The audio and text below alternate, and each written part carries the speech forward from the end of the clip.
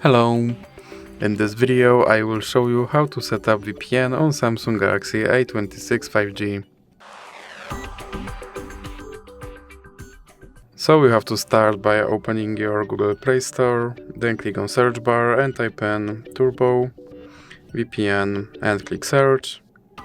And now select this application and click install. And now click open. And then click agree and continue. Then you can close this ad.